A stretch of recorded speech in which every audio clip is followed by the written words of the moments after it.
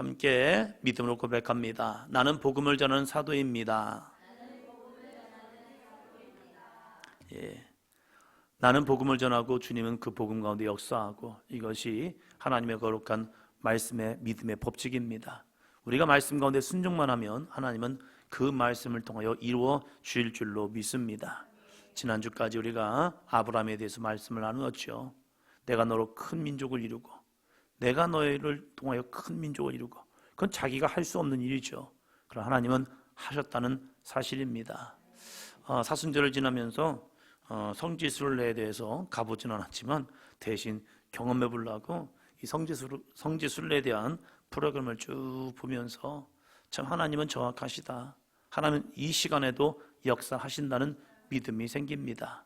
우리에게도 그 하나님의 함께 하심이 날마다 고백되는 삶이 되시길 바랍니다. 두 번째요, 옆 사람 보시면서요, 하나님을 만나면 인생은 변화됩니다. 변하셨죠? 누구나 변화됩니다. 누구나 변화됩니다. 그리스도 안에 있으면 새로운 피조물이라. 이전 것은 지나갔으니 보라 새 것이 되었도다. 내가 그리스도 안에 없기 때문에 내가 안 변하는 거지, 그리스도 안에 있으면요 정말로 변화됩니다. 주님이 내 마음을 막 충동하기 때문에 그래요.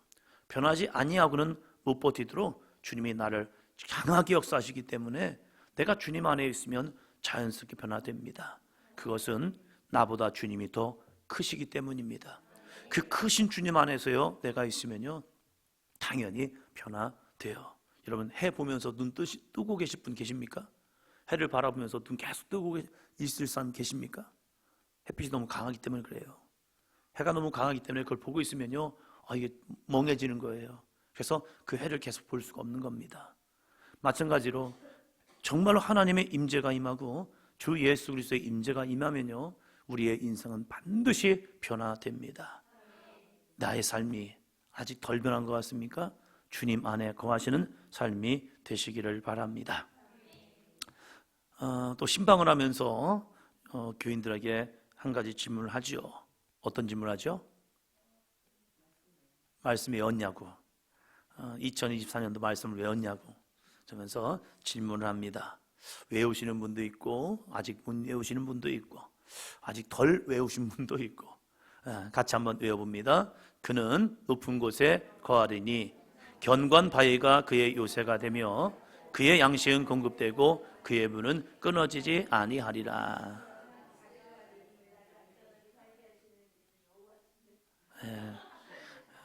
늦게까지 외우시는 분들은 하나님이 지혜와 명철을 주셔서 있기 때문에 길게 주시는 거예요.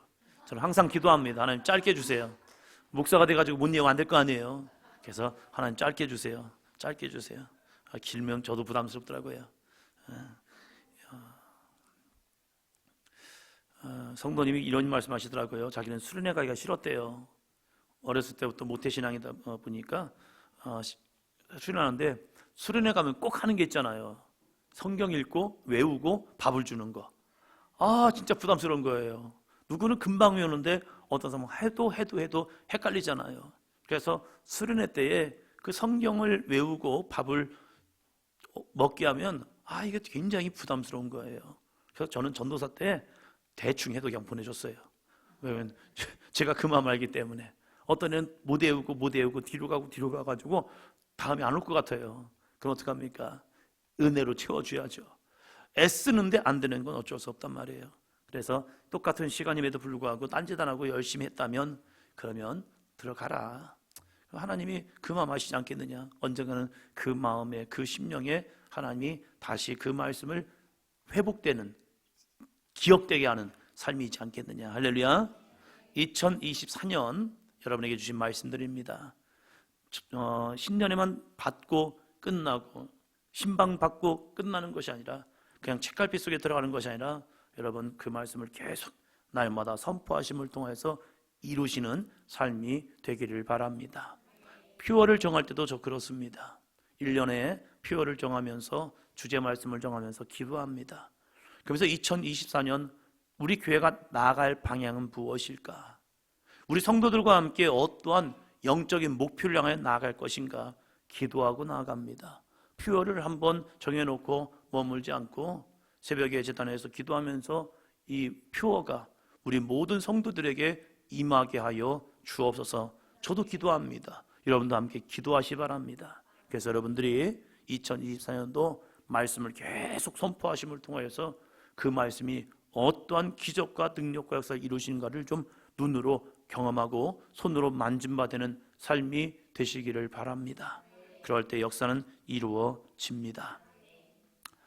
많은 사람들이 자신의 삶을 되돌아보면서 내 삶은 왠지 운명적인 것 같아요 라고 이야기합니다. 뭔가 결정되어서 되어지는 사건들, 운명이란 말이 원래부터 정해져 있는 것, 이걸 말하잖아요. 내가 아무리 이쪽으로 가려고 해도 운명이 이쪽으로 가게 돼 있으면 내가 이렇게 가다가도 이렇게 돌아갈 수밖에 없는 것, 이것을 운명론이라고 얘기도 합니다. 성경에는 이 부분을 말하고 있지 않는 것이 아닙니다. 쉽게 말하면 말하고 있다는 거죠. 이것이 무엇입니까? 하나님의 계획하심이라고 우리는 표현합니다. 다른 표현으로 말하면요, 한번 더 합니다. 하나님의 섭리, 하나님의 섭리라고 이야기해요.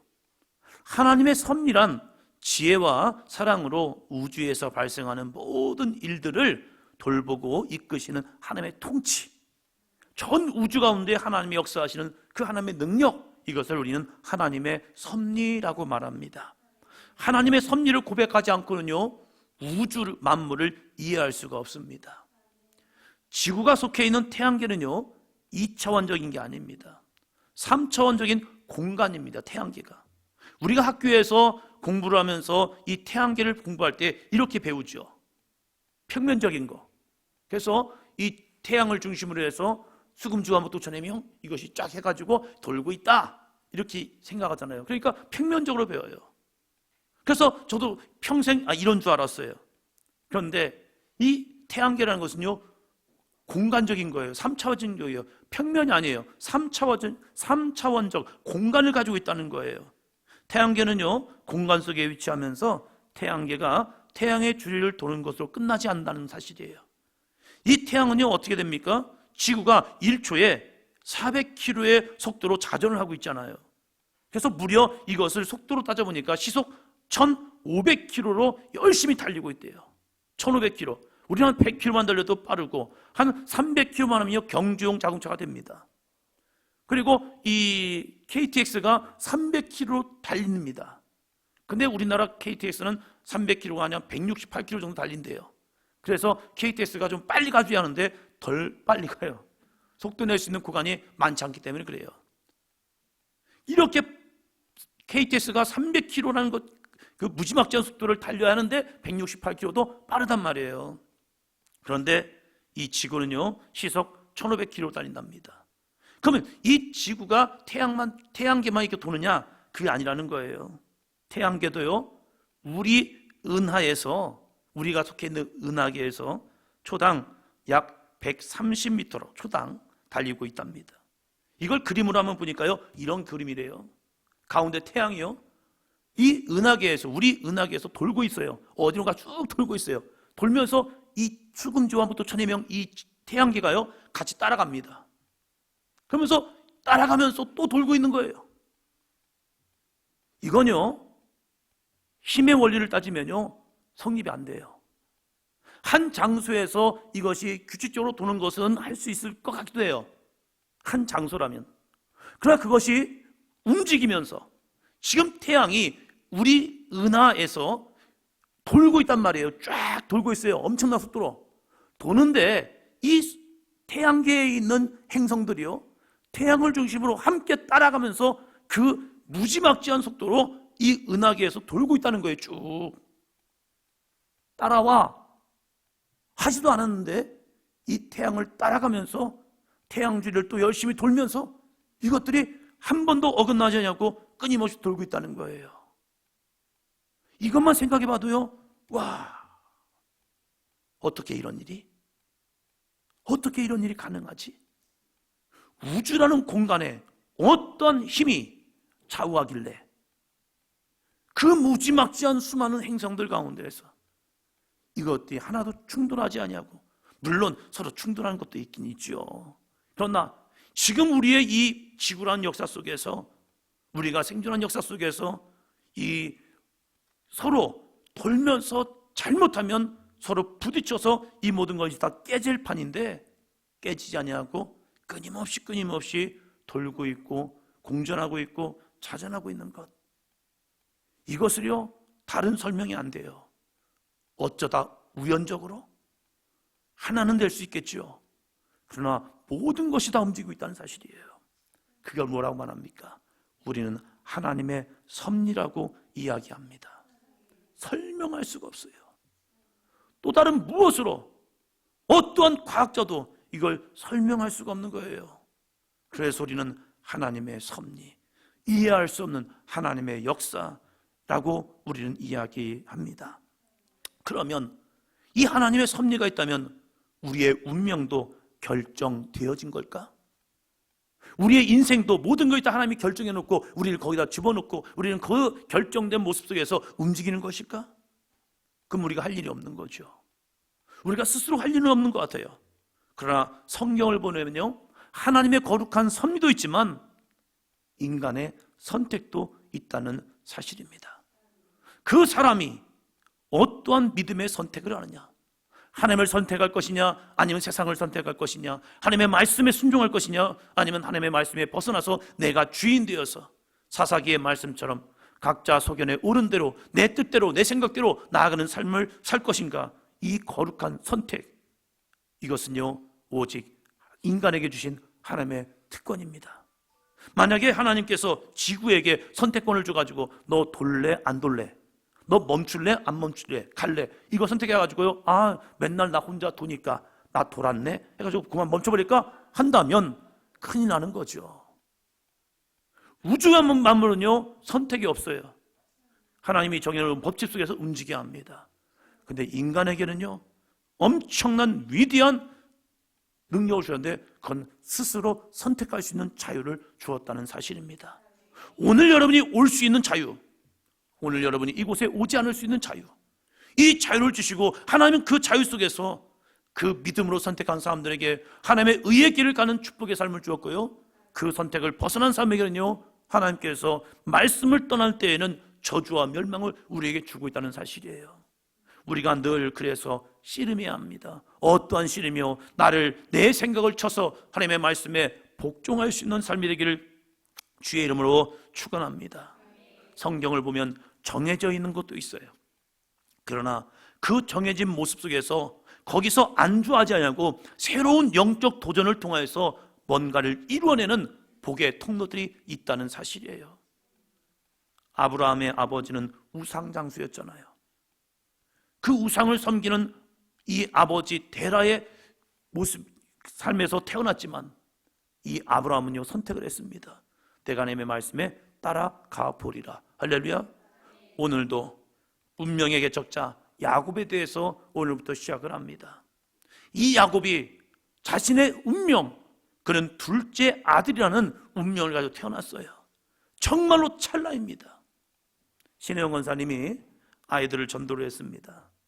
공부 가르치는 아이들을 전도해가지고 문결, 문솔 이런 두 쌍둥이를 데려왔어요. 이란성입니다. 식사가 끝나고 아이들이 나오길래 물어봤어요. 누가 오빠니 동생이니? 소리한테 물어봤어요. 그랬더니 오빠래요. 이 쌍둥이들은 좀 억울한 것 같아요. 저에게는 사촌 누나가 있습니다. 사촌 누나는 5월생, 저는 9월생. 4개월 차이입니다. 누나예요. 사촌 누나, 이종 누나. 저희 어머니는 그 사촌 누나 집을 가끔, 그리고 1년에 거의 한 번씩은 간 것 같아요. 그런데 같은 동갑이잖아요. 동갑인데 저희 어머니가 저한테 누나라고 하래요. 큰 이모 딸 중에 막내딸은요 저희 작은 형하고 나이가 똑같은 나이가 있어요.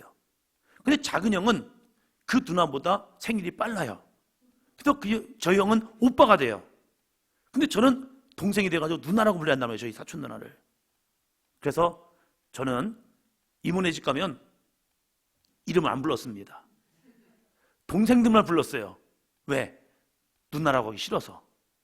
하여튼 동갑인데 누나라고 불러야 하니까 굳이 그 누나 이름을 불릴 필요도 없고 누나를 부를 필요 없어요. 동생 둘이 더 있었기 때문에 필요하면 동생들을 부르면 끝나는 거예요. 그래서 어렸을 때는 누나하고 거의 얘기를 안 했습니다. 그 4개월이지만 그게 좀 억울한 것 같더라고요, 은근히.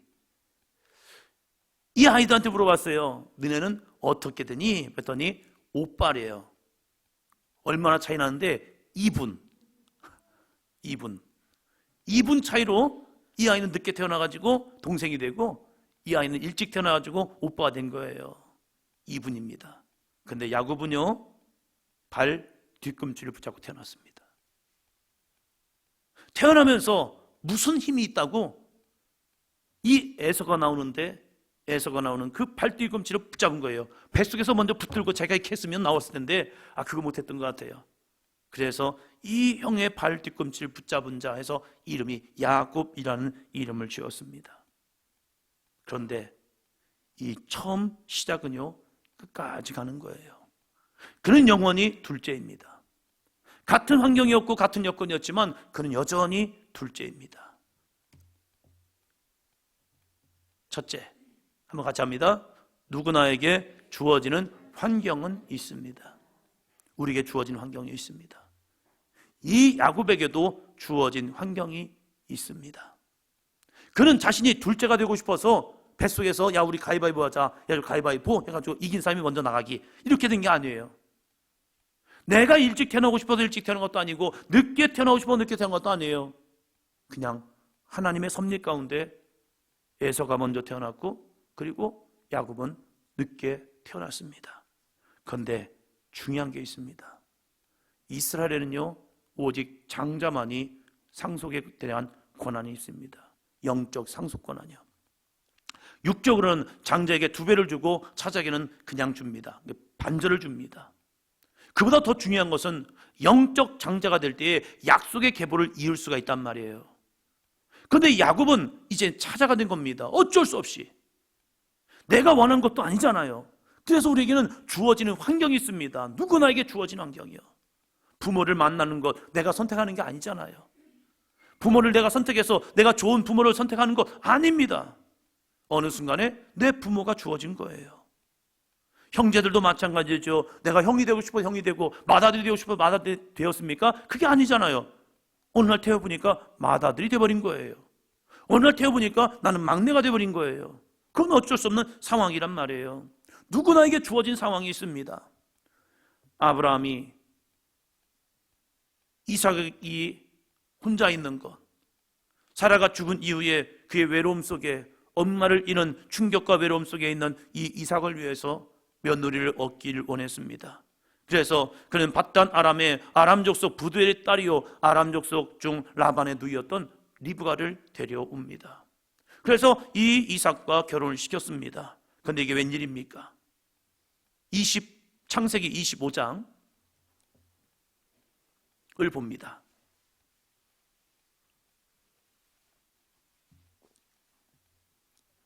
창세기 25장. 창세기 25장. 저기 성경책 있어.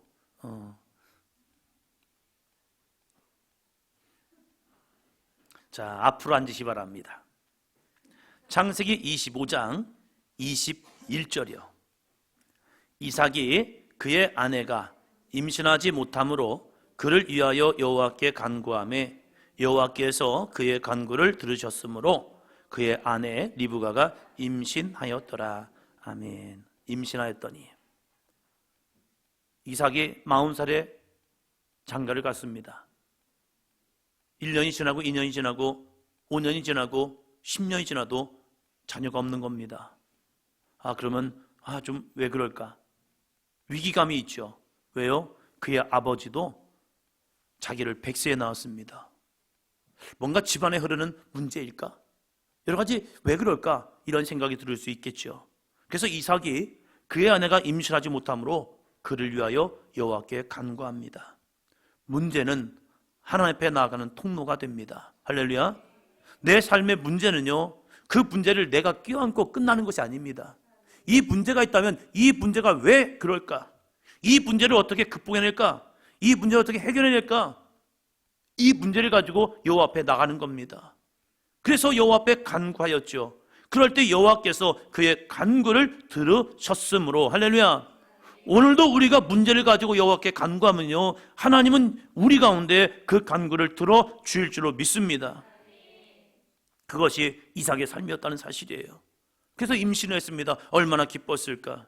그런데 이상합니다. 첫 아이인데 왠지 뱃속에서 뭔가 이 움직이는 것이 뭔가 느껴지는데 너무 심하게 느껴지는 것 같습니다. 첫 아이 임신해서 모를 거 아니에요. 이 아이가 뱃속에서 움직이는데 뭔가 이상한 거예요. 이상하니까 어떻게 합니까?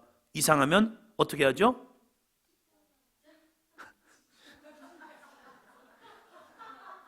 할렐루야. 맞습니다.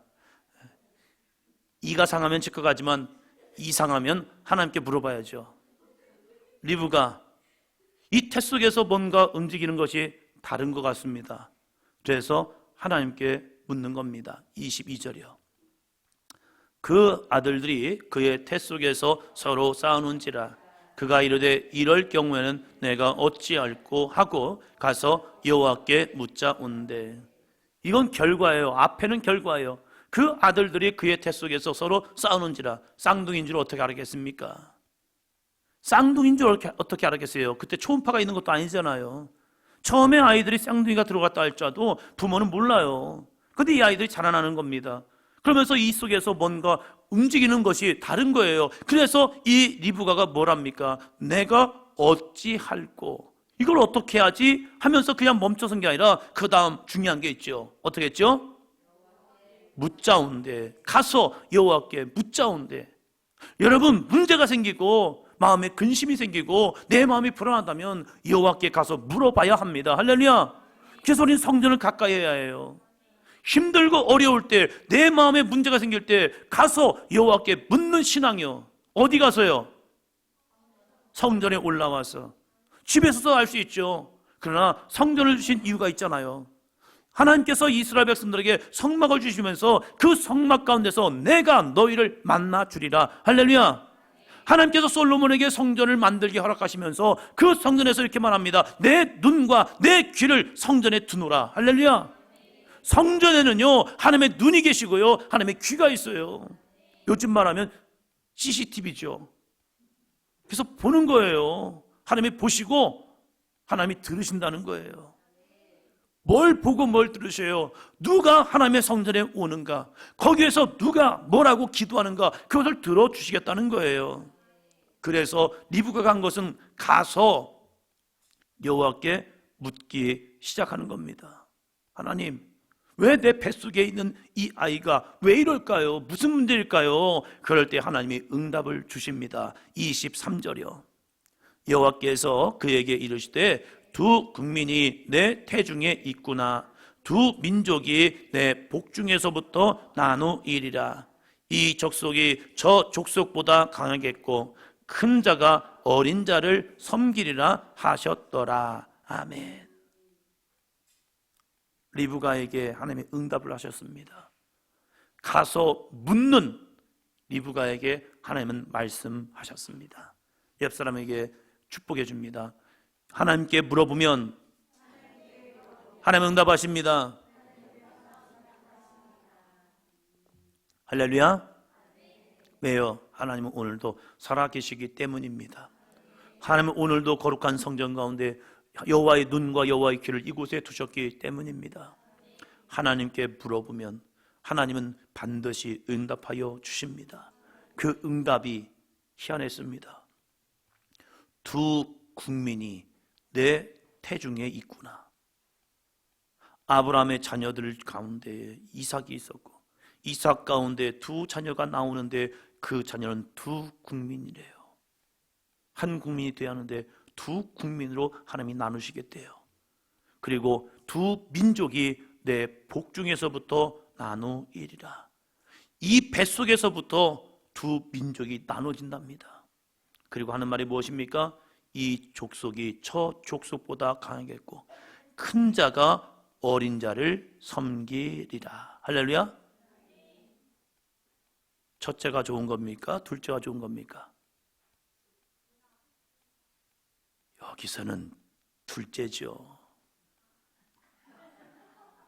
하나님이 말씀하셨잖아요. 우리는 먼저 가면 이길 줄 알아요. 그러나 먼저 가면요, 먼저 죽습니다. 천천히 가도 괜찮아요.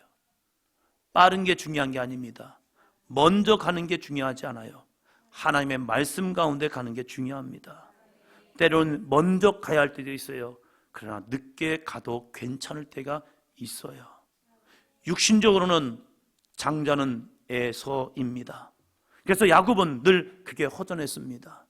모든 것이 다 형, 아버지 이삭은 맏아들 에서를 너무 사랑했습니다. 왜요? 맏아들이기 때문에.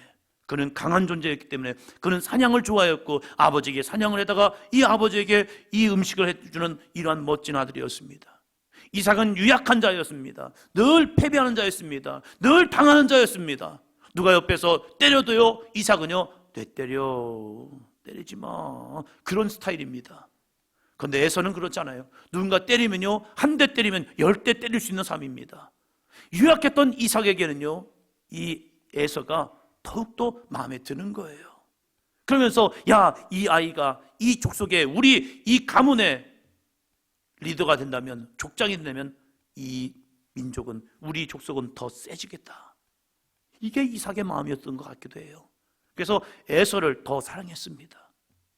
그런데 야곱은요, 유약했습니다. 늘 엄마 품에 있었잖아요. 엄마와 함께 가정에서, 주방에서 일을 하면서 하고 있잖아요. 아빠의 입장에서 볼 때는 아우, 쟤 커서 뭐 하려나.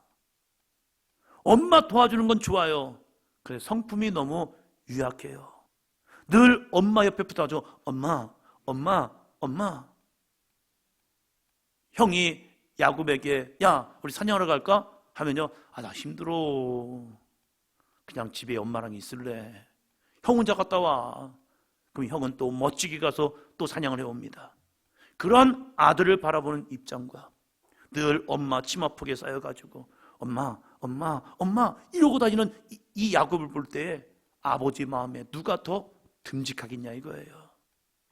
그런데 하나님은요, 듬직한 자를 쓰는 게 아니라 하나님의 마음에 합한 자를 쓰고 계시다는 사실입니다.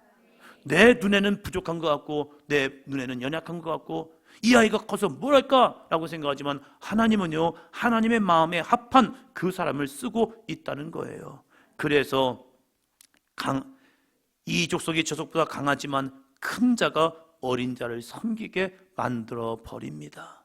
이게 하나님께서 리브가에 주셨던 약속의 말씀이에요. 그런데 그 약속의 말씀을 받았지만 이 말씀이 어떻게 이루어질지를 모릅니다. 그리고 이제 해산을 합니다. 24절부터 26절까지 봅니다.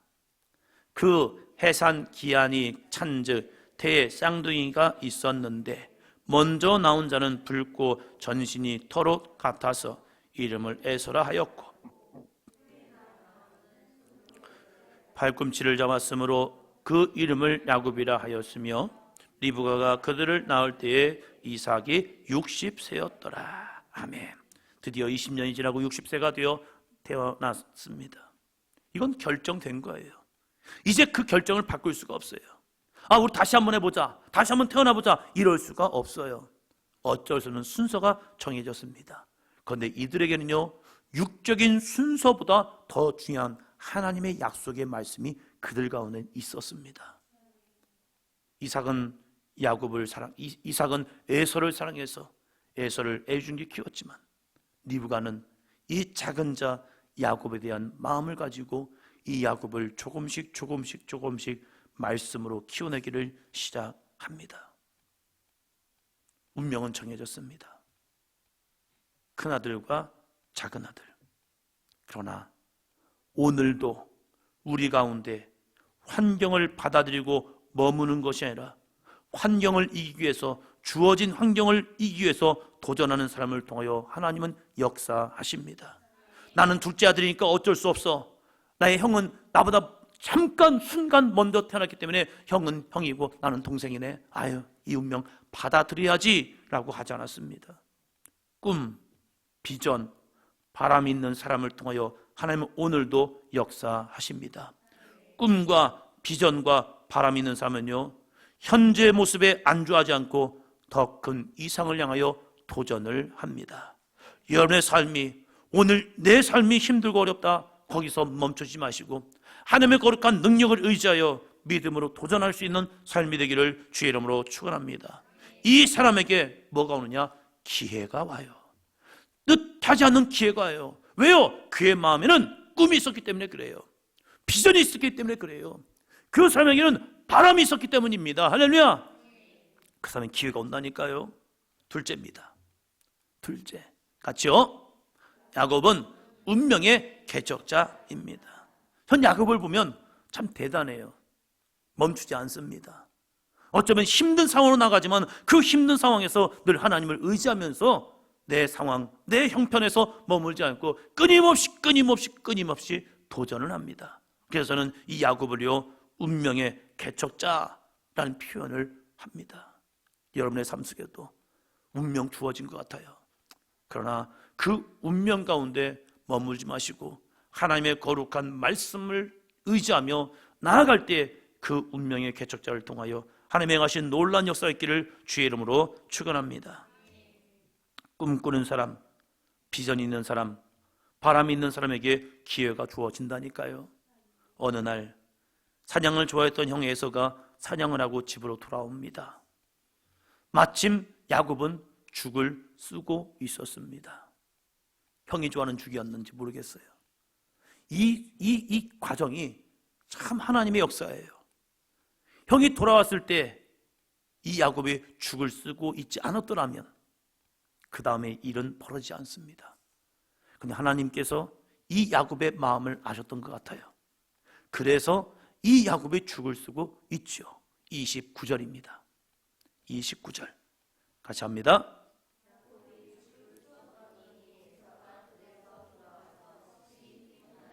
야곱이 죽을 쓰고 있는데 에서는 들에서 돌아와서 심히 피곤합니다. 심히 피곤합니다. 그런데 맛있는 죽을 쓰고 있던 야곱에게 에서가 한마디 합니다. 30절이요. 야곱에게 이르되 내가 피곤하니 그 붉은 것을 내가 먹게 하라 한지라. 그러므로 에서의 별명은 에돔이더라. 내가 피곤하니 야 붉은 거, 그냥 팥 죽을 쓰고 있는 거 그걸 나게 좀 먹게 해줘. 그러면 동생이라면 대수롭지 않게 줘야죠. 그죠? 형은 그렇잖아요. 동생이 뭔가 하고 있으면 야 나 이거 좀 줘. 너무 자연스럽게 얘기하잖아요. 그래서 뺏어 먹잖아요. 그렇지 다현아? 다현아 안 그런가? 아 할렐루야. 내가 해줄게. 동생 피곤하지? 아 너 피곤하니까 내가 해줄게 하면서 이렇게 나눠주는 스타일. 네, 좋은 스타일이죠. 야곱이 죽을 쓰고 있을 때 자기 혼자 먹으려고 죽 썩였습니까? 죽을 썼을 때 온 가족이 같이 먹으려고 죽을 끓였을 거예요. 이건 좀 대수롭지 않은 대화입니다. 보통 집에서 넣는 대화죠.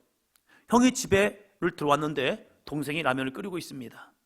동생이 라면을 끓이고 있으면 형은 무슨 말 할까요? 야, 한 입만 줘. 아침에 임혜진 권사님이 열심히 라면을 끓이고 있는데 축구를 하고 돌아온 권사님이, 정훈수 권사님이 한 입만 줘. 안 하십니까? 할렐루야. 셀프 좋지요. 라면 끓이면 달라고 안 해요? 같이 끓이십니까? 행복한 부부십니다. 잘 빠져나가시네요. 동생이 끓이고 있으면 형은 자연스럽게 하는 말이 그거죠. 젓가락 가져가서 야 같이 먹자. 한 입만 줘. 진짜 한 입만 먹으면 좋은 형인데 훅 먹은 것이 확 먹어버리죠. 그래서 싸우는 거죠. 아씨 내가 끓였는데 형이 다 먹어버렸다고 하면서 막 엄마하고 막 얘기하는 거죠. 야곱이 죽을 쓰고 있을 때 자기만 먹으려고 죽을 쓰고 있지는 않았을 것 같아요. 그런데 형이 내가 피곤하니까 그 붉은 것을 내게 먹게 하라 합니다. 그럼 동생이면 기꺼이 줄 수 있습니다. 성경은 그들의 나이가 장성했다고 말합니다. 청소년 시기라면 옥신각신 싸울 겁니다. 이거 내가 한 건데 하는데 근데 나이가 좀 장성하면요 서로 간에 배려가 있습니다. 이제 싸우지 않습니다. 저희 형제들도 한 중학교 초반까지는 열심히 싸웠던 것 같아요. 그래서 어머니가 뭐 무지혼냈습니다. 불 때도 말고 부지깽이 가지고 쫓아와가지고 저희 형은 열심히 도망가고 저도 도망가고, 걸리면 혼나니까 일단 피하면 살잖아요. 그러니까 그러다가 막 혼나도 도망갔다가 돌아오면 괜찮아요. 그런데 어느 순간부터 철이 들었어요. 혼날 짓을 하지 말자. 괜히 혼날 짓 하다가 혼나면 남은 손해니까 혼나지 말자. 그래서 굳이 형하고 싸울 일도 없고 싸울 시간도 없더라고요. 이제 형 고등학교 가고 막 그러면서 바쁘니까 서로요. 이게 부딪힐 일이 없단 말이에요. 이 야곱이 죽을 쓰고 있을 때는요 어린 나이가 아니에요. 성경은 장성했다고 말합니다. 그러면 기꺼이 형에게, 형 피곤하지? 내가 죽을 썼는데 이거 한번 먹어봐 하면서 줄 수 있는 상황이에요. 그래서 형은 그에게 달라한 겁니다. 근데 야곱이요 이렇게 말합니다. 31절, 야곱이 이르되 형의 장자의 명분을 오늘 내게 팔라. 사랑하는 성도 여러분, 기회는요 우연히 주어집니다. 야곱이 정말로 형 에서에게 죽 한 그릇에 장자의 명분을 살려고 그랬을까요? 야 됐어야 안 먹어 하면 야곱이 에서한테 죽을 안 줬을까요? 이 대화를 보면요 형과 동생의 관계가 그렇게 나쁜 관계가 아니에요. 지금 에서와 야곱의 대화를 보면 지금 이것은 거의 농담 같은 진담을 하고 있단 말이에요. 그냥 형제들끼리, 쌍둥이 형제들끼리 야 오늘 네가 동생이야 내가 형 할게, 이런 관계가 될 수 있단 말이에요. 그런 나이 차이가 나지 않아요. 형 발 뒤꿈치를 잡고 태어난 야곱, 그 형에게 야곱이 형이 배고픈 그 모습 가운데 나도 모르게 입술로 선포했던 거예요. 형의 장자의 명분을 오늘 내게 팔라. 형의 장자의 명분을 오늘 나한테 좀 팔어. 그럼 내가 죽 줄게.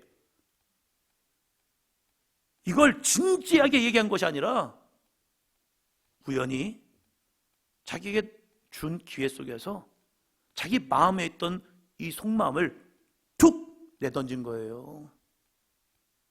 형이 어떻게 반응할까? 아이고 이럴 수도 있죠. 왜? 에서는 강한 존재니까. 장난해? 이럴 수도 있겠죠. 그러면 야곱은 이렇게 했죠. 농담이야 여기 먹어 하면서 줬을 거예요. 지금 이런 설정이란 말이에요. 그런데 이 에서가 어떻게 한 줄 아십니까? 야곱은 툭 던졌어요. 형, 장자의 명분을 오늘 이것과 팔어. 장난스럽게 얘기한 것 같아요. 그냥 툭 던진 것 같아요. 에서는 이렇게 말합니다. 32절이요. 에서가 이르되 내가 죽게 되었으니 이 장자의 명분이 내게 무엇이 유익하리요? 정말로 지금 죽을 상황입니까? 배고픈 상황이에요. 피곤한 상황이에요. 그렇다고 죽을 상황 아닙니다. 그런데 에서는요 내가 죽게 되었으니 이 장자의 명분이 내게 무엇이 유익하리요?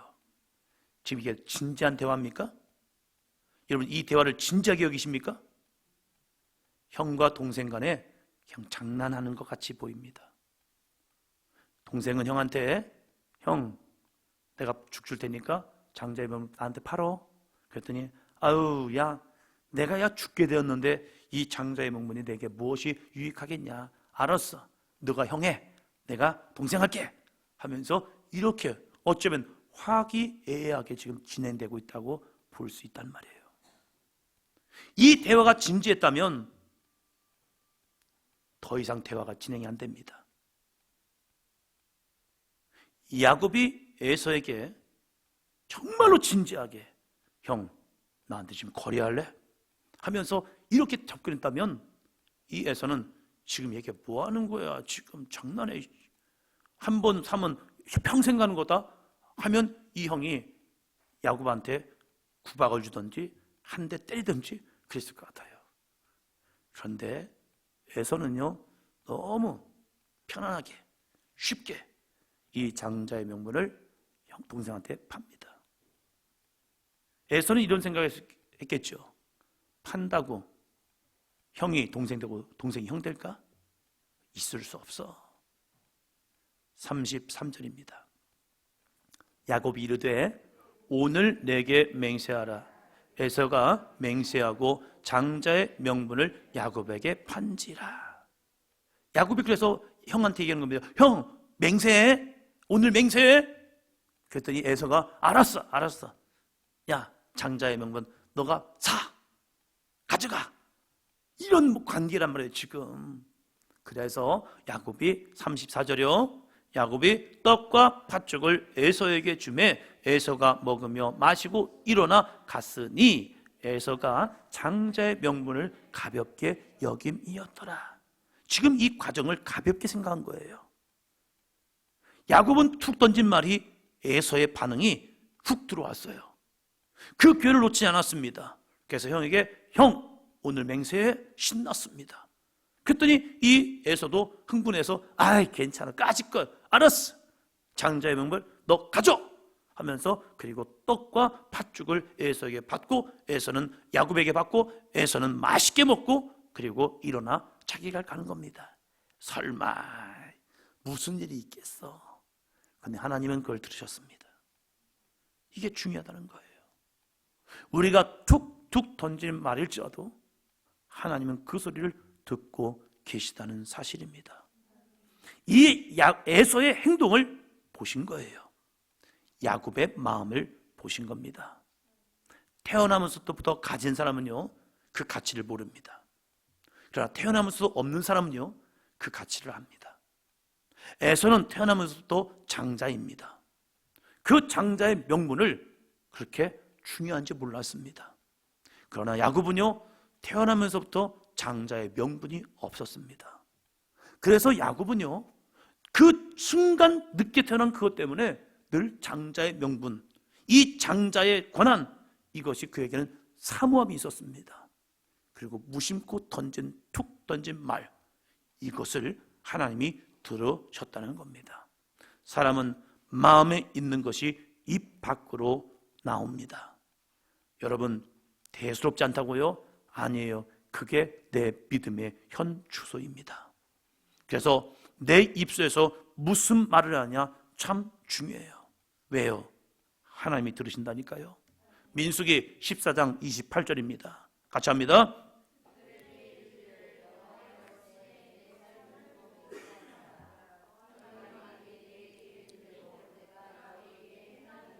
할렐루야. 여호와의 말씀에 내 삶을 두고 맹세하노라. 하나님이 맹세하시겠다는 거예요. 너희 말이 내 귀에 들린 대로 내가 너희에게 행하리니. 할렐루야. 그래서 우리는 믿음의 말을 해야 합니다. 아무리 힘들고 어려울지라도 우리는 믿음의 선포를 해야 합니다. 에이 내가 되겠어? 내가 되겠어? 나는 안 돼. 나는 할 수 없어. 그 사람은요 하나님이 들으십니다. 하나님 저는 부족하지만 하나님 좀 해주세요. 하나님 저는 연약하지만 주여 나에게 역사해 주세요. 나는 힘들지만 하나님이 나에게 힘 주세요. 할렐루야. 이 믿음으로 선포하는 거예요. 왜요? 여호와의 말씀에 내 삶을 두고 맹세하노라. 너희 말이 내 귀에 들린 대로 내가 너희에게 행하리니. 야곱에게는요 하나님이 나의 기도 가운데 응답하신다는 믿음이 있었던 것 같습니다. 그래서 그런 믿음으로 선포했습니다. 내가 형의 장자의 명분을 살 수 있다면, 나에게 형의 그 장자의 명분이 있다면, 늘 그의 마음속에는 장자는 마음이 있었단 말이에요. 그래서 기회가 딱 주었을 때 나도 모르게 그 입에서 형 배고프지? 형의 장자의 명분을 나한테 팔아봐. 툭 던진 말이 에서에게 되돌아오는 반응은 자기가 생각지도 못한 반응이 온 거예요. 여러분, 믿음으로 나가는 자에게 기회는 주어집니다. 생각지도 않은 상황에서, 생각지도 않은 환경에서 내가 형이 오면 이렇게 해야지라고 그런 계획을 짠 게 아닙니다. 그냥 형과 자연스러운 대화 속에서 툭툭 던졌는데 그것을 여호와께서 보시고 들으시고 에서가 장자의 명분을 가볍게 여기었더라. 하나님이 그를 평가하신 거예요. 오늘 나의 믿음을 어떻게 평가하실까? 오늘 나의 믿음을 하나님이 어떻게 바라보실까? 내가 하는 말을 통하여 내 마음에 품는 이 마음들을 통하여서 하나님은 내 믿음을 어떻게 보실까? 사랑하는 성도 여러분, 운명의 개척자가 되기를 주의 이름으로 축원합니다. 상황 속에서 힘든 거 알죠? 어려운 거 알죠? 절망스러운 것도 알죠? 그러나 다시 한번 여호와의 능력을 붙들고 주님 앞에 믿음으로 선포하며 나가는 2024년이 되기를 주의 이름으로 축원합니다. 목사님 해봤는데 안 되던데요? 아니요, 또다시 도전하고 또다시 도전한 겁니다. 왜요? 로마서 10장 10절은 우리에게 이렇게 말씀하고 있습니다. 같이요. 사람이 마음으로 믿어 의에 이르고 입으로 신하여 구원에 이르느니라. 할렐루야. 마음으로 믿으면 의에 이르고요, 입으로 신하여 구원에 이르게 됩니다. 입으로 신해야 합니다. 입으로 선포해야 합니다. 내 앞에 있는 문제야, 여호와의 이름으로 명령하노니 그 문제는 떠나갈지어다. 나를 시험케 하고 나를 방황케 하고 나를 내 안에서 나를 번뇌케 하는 악한 사단 마귀의 생각들아, 내 마음에서 떠나갈지어다. 거기서 그냥 그런가 보네 라고 멈추는 게 아니라 내가 그 상황에 있다면 입으로 신하여 구원을 이루어 내어야 합니다. 하나님의 하실 일을 기대하면서 입으로 시인하고 선포하는 겁니다. 야곱이 마음으로만 장자의 명분을 생각했더라면 야곱은 그냥 끝났습니다. 그런데 그 기회, 마음으로 품고 마음으로 바라고 마음으로 바라보는 이 야곱을 통하여 자기도 모르는 시간 속에서 기회가 주어진 거예요. 그 기회를 놓치지 않고 입으로 형에게 얘기한 겁니다. 생각했더라면, 고민했더라면 안 했을 겁니다. 설마 형이 팔겠어? 형이 이것을 나한테 주겠어? 이건 말도 안 돼. 안 될 거야. 에이, 괜히 형한테 얻어맞기나 하지. 괜히 형한테 그냥 구박만 받지. 됐어, 안 하고 말어 했더라면요, 야곱은 멈췄을 거예요. 왜요? 형은 기질이 세잖아요. 아버지가 야곱을 축복했다고 툭 던진 말이 뭔데요? 이제 아버지가 곡할 날이 가까우니 내가 저놈을 죽여버려야겠다 얘기한 거예요. 누가요? 에서가요. 아버지도 곡할 때가 되고 동생도 죽여버려야겠다. 둘 다 죽여버리는 거예요. 그냥 이 에서의 기질이 그래요. 화가 나면 아버지도 없어요, 동생도 없어요. 그런 기질의 사람이 에서란 말이에요. 그 형의 기질을 알고 괜히 얘기했다가 안 될 텐데 이 생각으로 머물면 안 된다는 거예요. 하나님이 기회를 주었을 때 입으로 선포하는 겁니다. 전도도 마찬가지죠. 많은 말로 유창한 복음 메시지로 사람을 변화시키는 것 같죠. 그러나 내가 많은 것을 알고 무엇인가 이루어야 전도가 되는 게 아니더라고요. 내 안에 주시는 감동으로 툭 선포하는 겁니다. 전도할 때 복음의 문이 열립니다. 이연기 성도님이 최원기 성도님을 그 가정을 전도했습니다. 그 집이. 그분들은 믿음이 그렇게 싹 좋아가지고 열심히 기도하고 열심히 신앙생활하고 그런 가정이 아니란 말이에요. 그런데 아이들끼리 친구가 되고 그 모습 속에서 이영기 성도님하고 이제 최윤지 성도님이 이 가정에게 교회 가자고 한 거예요. 그냥 우리 교회 가자. 그랬더니 이분들이 교회를 온 거예요. 그래서 물어봤죠. 최원기 성도한테 어디 사느냐? 서면에 산다. 그럼 부모님은 신앙생활이냐? 부모님은 수정교회 다니신다. 그러면서 거기 권사님이시다. 근데 왜 아직 교회 안 다녔냐? 그냥 안 다녔었다. 그런 얘기하는 거예요. 그런데 옆에 있던 이영희 성도님이 가자고 하니까 그러면 이영희 가져가니까 가볼까? 해서 왔단 말이에요. 내가 전도를 하면 이 사람이 갈까? 내가 전도할 때 어떻게 전도해야지? 수많은 생각과 나는 믿음으로 내가 잘 생활하는 건데 내가 전도한다고 되겠어? 이런 많은 생각을 했더라면 안 했을 거예요. 그런데 그냥 주어진 기회 속에서 말을 한 거예요. 같이 가자고. 그랬더니 같이 왔어요. 그리고 그 다음 주가 되는 지난주에 등록을 한 거예요. 하나님은 우리에게 기회를 주십니다. 이 기회를 줬을 때 우리도 야곱처럼 운명을 바꿀 수 있는 거예요.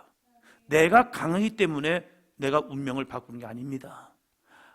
우리와 함께 하시는 여호와가 위대하시기에 우리의 운명은 바뀔 수 있습니다. 야곱이 하나님을 붙들었기 때문에 그의 인생이 야곱의 거룩한 복을 누리는 축복의 삶이 된 거지, 야곱 혼자는 결코 이룰 수가 없습니다. 사랑하는 성도 여러분, 우리 함께 로마서 10장 10절 다시 한번 읽습니다. 사람이 마음으로 믿어 의에 이르고 입으로 시인하여 구원에 이르느니라. 할렐루야. 마음으로 믿으시고, 그래서 여러분의 마음이 믿음으로 의롭다 인칭을 받으시고, 그리고 입으로 시인하여 하나님이 행하시는 놀라운 구원의 역사를 이루기를 주의 이름으로 축원합니다. 한번 더 합니다. 나도 할 수 있습니다. 할렐루야. 여러분도 할 수 있습니다. 여러분도 이룰 수 있습니다. 여러분도 하나님의 거룩한 복의 통로가 될 수 있습니다. 사랑하는 성도 여러분, 우리 함께 운명의 개척자, 믿음의 개척자, 하나님의 거룩한 축복의 개척자가 되기를 주의 이름으로 축원합니다. 하나님을 붙드십시오. 하나님을 의지하십시오. 하나님을 부르짖어 찾으십시오. 하나님께서 야곱을 변화시켜서 이스라엘이 되게 하신 것처럼 우리의 믿음도 결코 사람의 발 뒤꿈치만 쫓아가는 인생이 아니라 하나님과 및 사람과 겨루어 이기는 아름다운 복의 통로가 될 줄로 믿습니다.